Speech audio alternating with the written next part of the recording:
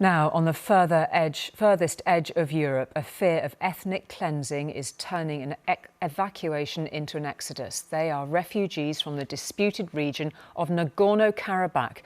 Geographically, it sits within Azerbaijan and is internationally recognised as being Azerbaijani, but Armenia, to the west, disputes that. Control of the region has been fought over by both countries before and since the collapse of the Soviet Union 30 years ago.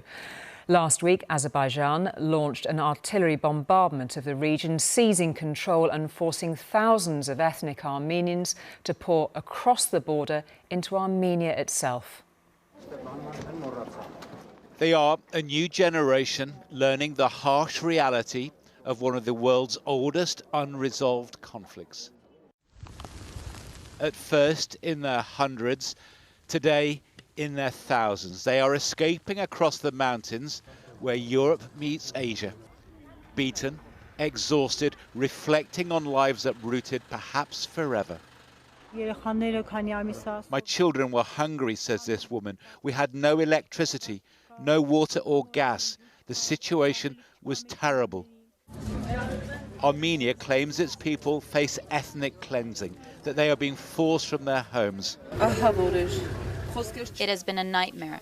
There are no words to describe it all. The village was heavily shelled. Almost no one is left. Everyone has been evacuated.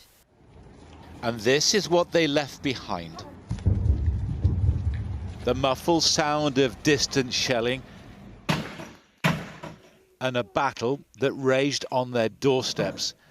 A lightning-fast military operation that saw their troops defeated in 24 hours as Azeri forces took control of a region long recognised by the world as their territory, but contested by ethnic Armenians who make up the majority of the population.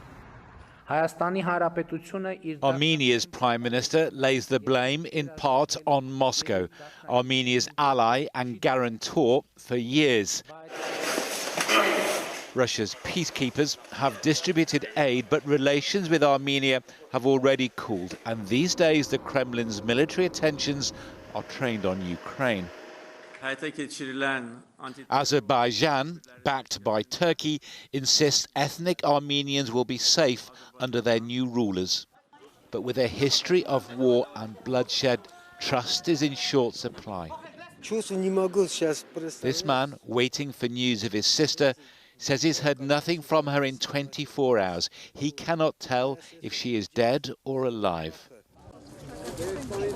Peace talks are underway, but many who have taken flight fear they will never see their homeland again.